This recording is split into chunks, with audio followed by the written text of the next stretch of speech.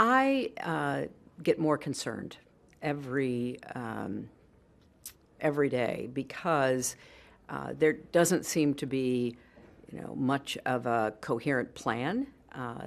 That what the president and his administration do on a day-to-day basis, it's hard to follow and figure out where it's leading. There's a lot of misdirection, a lot of contradiction. I think it's not only troubling within our own country, but it also undermines America's leadership around the world. That's hard to square with the failure of either he or the FBI to disclose to people that there was an active investigation going on about potential Russian interference in our presidential election and the potential involvement or at least association in some way by supporters of then Mr. Trump. So I've never understood that. I try to keep two things in my mind, Lee, at the same time. I don't know why he treated me the way he did, and none of his explanations, frankly, hold water. And there's been a lot of criticism from other prosecutors and other government officials who point out that what he did was unprecedented, both in July and in October.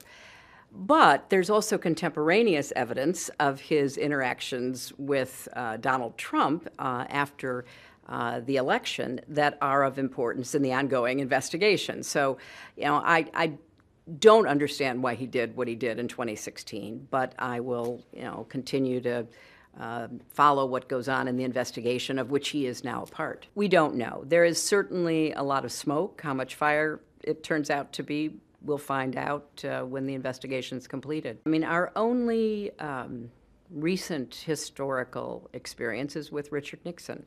And until the very end, he had a solid base of support within the country, predominantly within the Republican Party.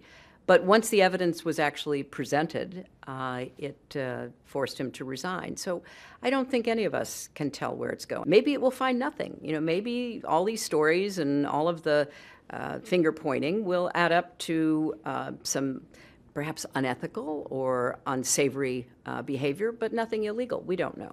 If there is a positive outcome that can be verified, particularly with respect to the North Korean nuclear program, that has built-in safeguards so that it is sustainable, not a one-off announcement at a summit, I will join in the applause, because that is something that will be good for the world if it can be brought about.